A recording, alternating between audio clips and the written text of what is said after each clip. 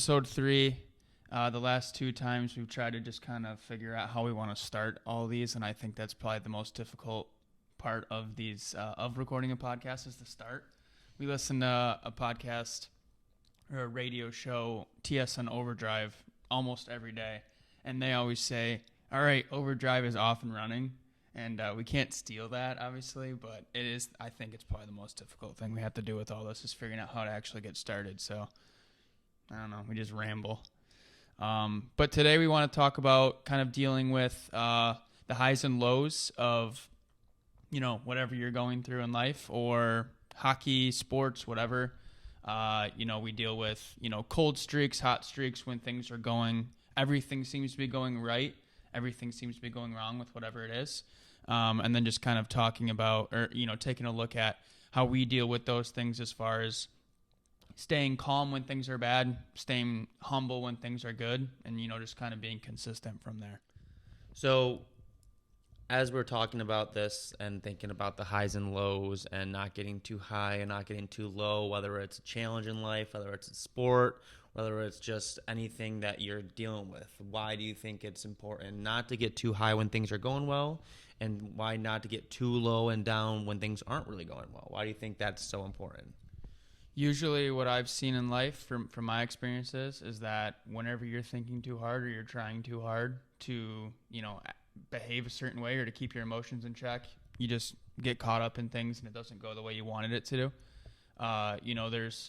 When I was a kid and I first started, when I was playing hockey as a young kid, my mom used to always tell me that the start of the season, I would not score a goal. First few games or whatever, I would be so upset with myself because I didn't score a goal. And she would just always say, you never start off the season hot like that. And then finally, you're holding on the stick too tight, you're trying to do too much, and then it just keeps on going bad for you.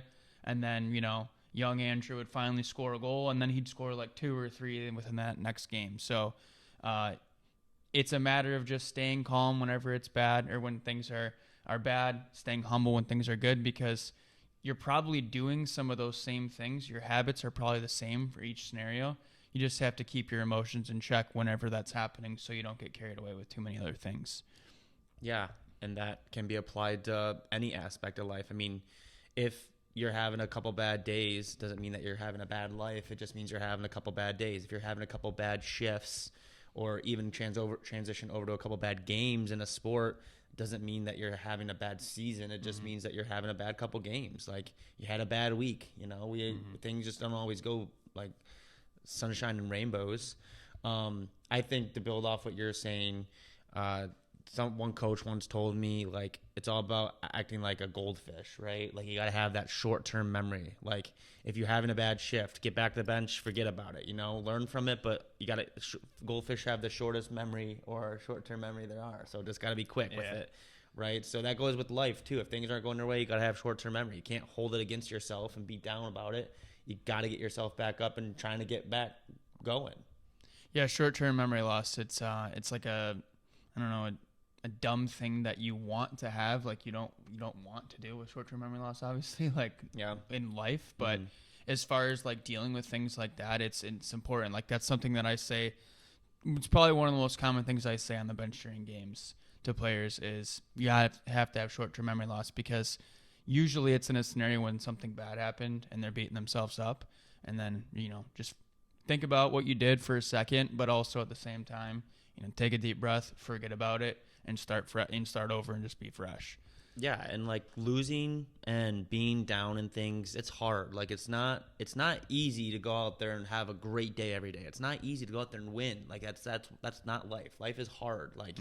So one thing that I always like to say is when I was pertaining to coaching, but you can apply it to life in general, is that if you're doing something wrong or things aren't going great, you got to do something to, in quotation mark, make up for it, right? So, if you go out there and you have a bad shift, or you make something to give up your team, give up a goal or something, well, you got to make up for it. and get yourself back on track pretty much. In life, if you go out there, you have a bad day, you make a mistake, you do something wrong at work, well, that's fine. Make up for it. You got to do something a little bit more extra effort, a little bit more determination. You got to get followed through with just something just to make up for it and get you back on that path to maybe not have success right then and win or score or whatever, but just you got to make up for it in some way. That's just how life goes, in my opinion. Yeah, with hockey specifically, a lot of that comes down to like playing your role, because we look at guys and everybody's a totally different type of player, and although we have the same goal as contribute, impact the team or impact the game, contribute to the team's success. Like there are goal scorers, there are passers, there are shutdown defensemen, there are grinders, and as long as you're doing what you can to have an impact on the team, even when something's going wrong for you, say you're a goal scorer and you're just on a cold streak and you are not even able to stick handle the puck at all in that time period, you have to find a way, as you're saying, to at least do something to contribute to the team. Whether that's back checking harder, playing good defensively, or just being a motivator for your teammates on the bench. Yeah. You have to do something to have an impact on the game and to help with the team. Mm-hmm. So when we let's just talk about as if things are going really well right now. Someone's on a hot streak per se, or in life they're just having good day after a good day. They feel like everything's clicking. Why should someone not like be on top of the world and not saying don't embrace it, but why should someone not think that they're the best ever? What do you think the reason for that is? Yeah, I think if you get carried away with it and you start just having these unrealistic ideas of who you are, you forget what got you to that point in the first place. Like if you're in a hot streak, or you're just like I said, everything's kind of going well for you. You have to sit there and appreciate that moment, but at the same time, you have to remember that most good things that are happening, they can flip pretty quickly, and you have to. And they will. Yeah, and they will. And you have to stick with those habits of what got you there in the first place. If you're having success with your career or your workouts, maybe like we've all had the days where we walk in and we just feel like we can lift even more than we've ever been able to, and the whole rest of our day leading up to it is the exact same thing we normally do, but we're just on fire that day for whatever reason. But you have to resort back to your habits, stay consistent with what you've always done and what got you there in the first place, because the worst thing is whenever you see someone having success, or I even have to remind myself of this sometimes as well, is that you're doing things well, you're being rewarded for it, and then you start getting cocky, and then you start getting lazy, and maybe you're not going to prepare the way that you should. Maybe you have a big work presentation or something coming up, and you're like, I've done this, plenty of times recently, it's always gone well, and then you don't prepare, and then that one is the one where they start drilling you with more questions than normal, and because you didn't prepare properly, you were lazy and you didn't, you don't have success with it. Yeah, so for sure. And to build off that, I think something that is important, the reason not to get too high when things are going too well, I think a big part of that is because realistically it's going to go back down, and for your emotional and mental health, you can't have these expectations of always being on that hot streak or that number one, because things can turn quickly. And if you have that expectation and that new standard of being the best ever and things always going right and clicking, when it falls, because it will fall, it's gonna hurt. Yeah, it's even harder. Way worse. And that's realistic. And again, have standards like we've talked about. Have high standards for yourself. Have high goals. But life is tough. There's no one that has never lost. There's no one that's ever been challenged. I mean, in all honesty, we've all heard it. The people who face the most challenges are the ones who learn the most and can set themselves up for more success almost, right? So then now we transition over to why do we not get too low when things aren't going too great? Like why should we even have hope of getting out of things if things are too down? I think the answer is the exact same, because if your habits are right and you've done the same thing over and over again, it's going to resort back to being somewhere in the middle, or it's going to go back to being good at some point, as long as you're doing something to help encourage that. But, if you're continuously doing the same thing, you're doing the same process, and it's worked for you previously, as long as you're continuing to try and improve that and grow with it, it's probably going to go back to being good at some point as well. So you can't let, it ruin your whole ambition or just ruin your passion or your excitement for something, because, it's usually not going to be awful and it's usually not going to be perfect. You're going to have good days and bad days where you're feeling those ways, but most of the time it's going to balance out there somewhere in the middle.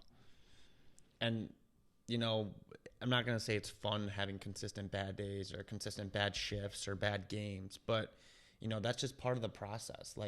Look, like we talk about last episode, like the people who are the best of the best in their craft, they still have bad games. They still have bad days. Look at the people that everyone idolizes in, like, let's just say the NHL or the NFL. They still have games where they struggle. Let's look at the celebrities or the the most famous business owners or whatever. Like, they still have bad days. They still have bad months. Like, everyone goes through that. I think that's just part of the cycle. It's part of the life in general.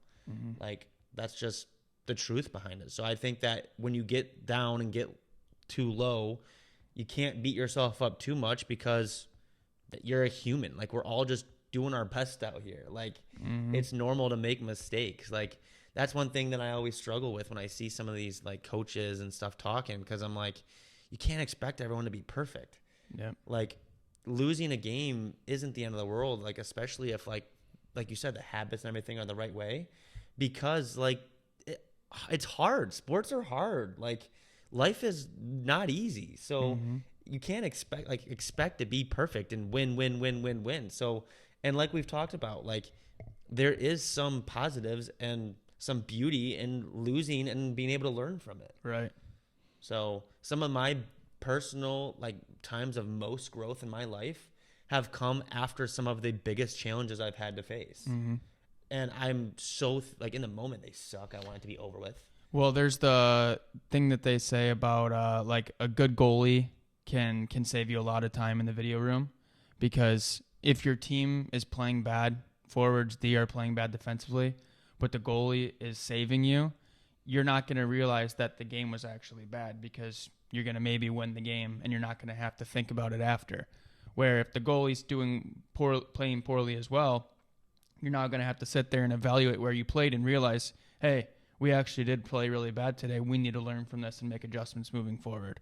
So again, like you said, you have to learn from those bad times, those bad games, those bad experiences, whatever, and try and improve for the future with it. For sure. And I'm trying not to be too low. Well, I mean, we're going to have to edit that, but we're literally sitting here for the last couple minutes and we are just beating ourselves up about how bad we've been for the last 14, 15 minutes. So I think we're kind of having to take our own advice, and probably should listen through that own one that, it's hard. Like, it is hard to constantly do the same thing and after the first 2 episodes, we were done, we were fired up, and we're like, this is great. Today, it's just one of those days where we feel like it's not great, and that's fine. We can't get too high when things are going well. We can't get too low. Maybe someone listens to this episode and they think it's our best one. Maybe other people think this is our worst one, and that's fine. But the fact is that we can't get too high when things are going high, and that just brings it all together. That's the whole point of this episode. We're not always going to be on our game 100%. You're not going to always be the best of the best in your eyes. Yeah, that's true. You can't get too low. So, can't get too high. So we want to finish it, though, because a lot of our audience actually is hockey specific and hockey based. Yeah, and I want to touch on something with that. So, like, when we first posted that we were going to be, doing a podcast, whatever, a lot of people just assumed it was going to be 100% hockey talk. And although hockey is an extremely important part of both of our lives, it is just one part. So we think about ourselves as way more than hockey guys, hockey players, hockey coaches, hockey fans, whatever. I love hockey. I love hockey as much today as I did whenever I was 2 years old and learned how to skate. But it is just a part of it. So with saying that, we are going to nerd out on some NHL stuff.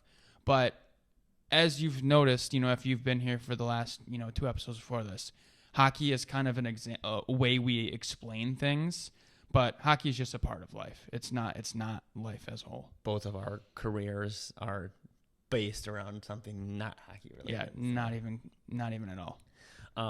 But we do still love the game. We still do follow it. We watch games all the time. So kind of based off of the topic on what we were talking about in this episode about how you can't stay when your things are going well, you can't stay too high. When things are staying too high, don't go too low. When things are low, don't go too low. Based off of that, me and Andrew both picked a team. There's 4 categories for our predictions for the rest of the season. And we're recording this on November 7th, so we're like 10 to 12 games and 13 games in for everybody. So everyone's kind of got a taste of how the start of the season has gone.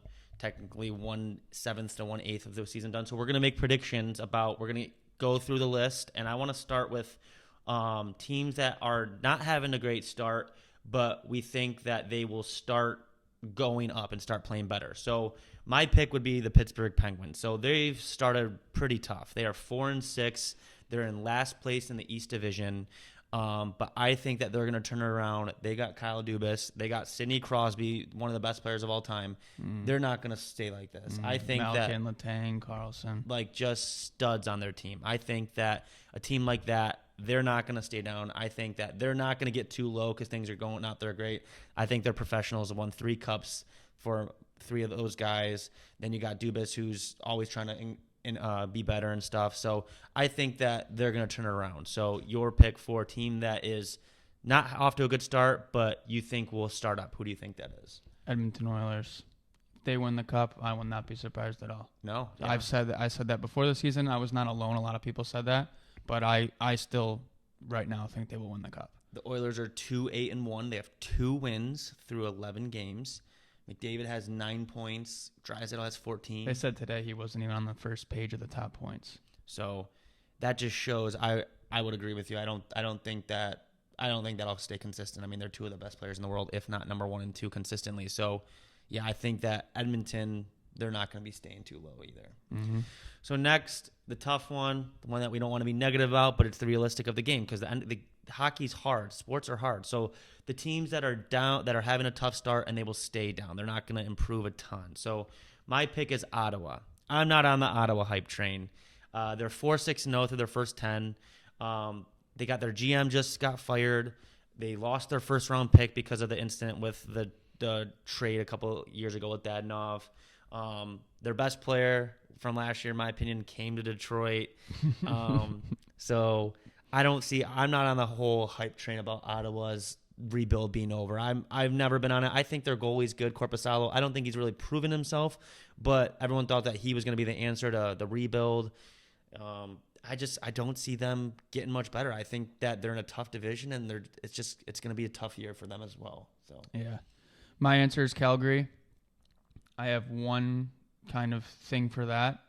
It is that one of their players called out their best player and said, last year the excuse was that our coach was too hard on you, and now you're still not playing well. So what is it now?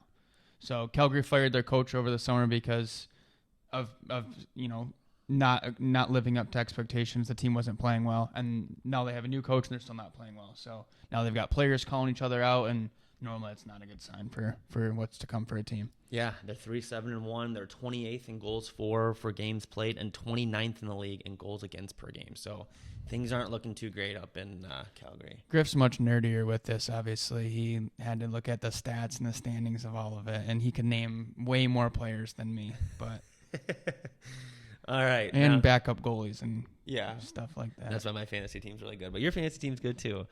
So next topic, there's 2 more, obviously. So a team that we think, we both made a decision, a team that is on the up, but things are going a little too good right now, and we're afraid that they're going to get too high, and then their season's going to start going down. So who is your pick? Boston. I don't know how they're even where they are right now, and I don't even want to doubt them because every single year it's like, okay, they're done. And then Bergeron retires. Krejci's not back. They choke in the first round last year, and they start off.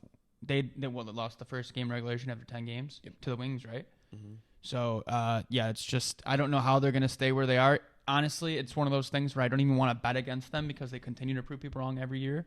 But I don't know how they'll be able to keep this up. Yeah. Their division's too tough. 10-1-1, like the first in a tough Eastern Conference, only behind Vegas in the entire league. Like Boston is just, I don't know how they do it, but yeah, you think they're gonna fall off a little bit. Mm-hmm. My answer for this topic would be Anaheim. They're 7-4-0. They've won 6 straight. Everything's clicking for them.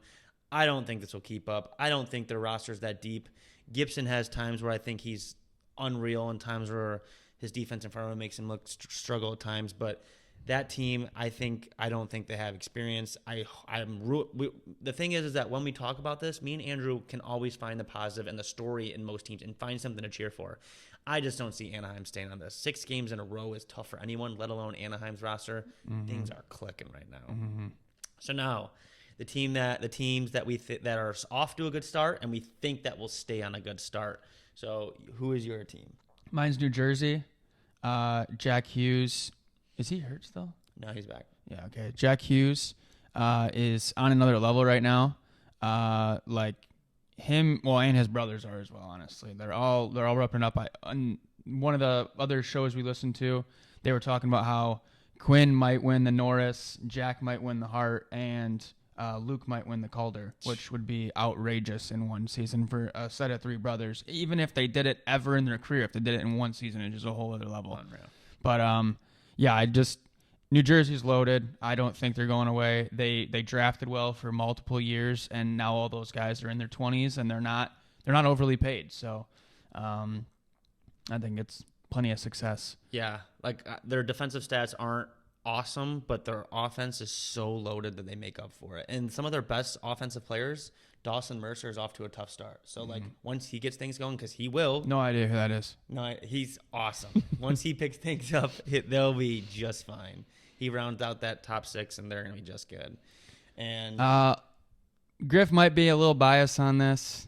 I don't know. I don't necessarily completely agree with this one for him. I think a lot of people will, call maybe the hometown card, but my team that I think that is up and will stay up is the Detroit Red Wings. We're from Detroit. Big Wings fans, always has been, always will be. I think they're 7-4-1. I love their roster. I don't think they're winning a cup. I think they're going to make the playoffs. I think they got good goaltending. Reimer's looked pretty good at times. I mean, I think his defensive, the games he has played has helped him out. I think they've gotten production from 3 lines at least. 4th line has at least contributed in some ways, like we talked about earlier. But I'm loving watching their games. They have a game going on right now, so once we're done, we're gonna go watch. I'm going to the game Thursday. We've both been to games. We took our mom to one for her birthday. I went to 2 in October. I think that was the 2 earliest games I've been to in a while, and they were the most hype games I've been to probably since the Joe Louis. Hockey. So it's it's definitely back in some way. So I know we just talked about hockey for a little bit, and I'm sure some of you guys who, if they don't like hockey, they're not listening anymore. But if you're still here, we appreciate it, guys. Maybe it wasn't our best episode, or maybe you think it was the best episode. But either way, if things are going great for you right now, we hope that it still does. But the reality is it's going to get tough at times. Maybe not get the worst ever, but it might get challenges ahead of you. So just keep going, stay positive. Don't get too high, don't get too low. I mean, it's pretty simple. Yep. So thanks, guys.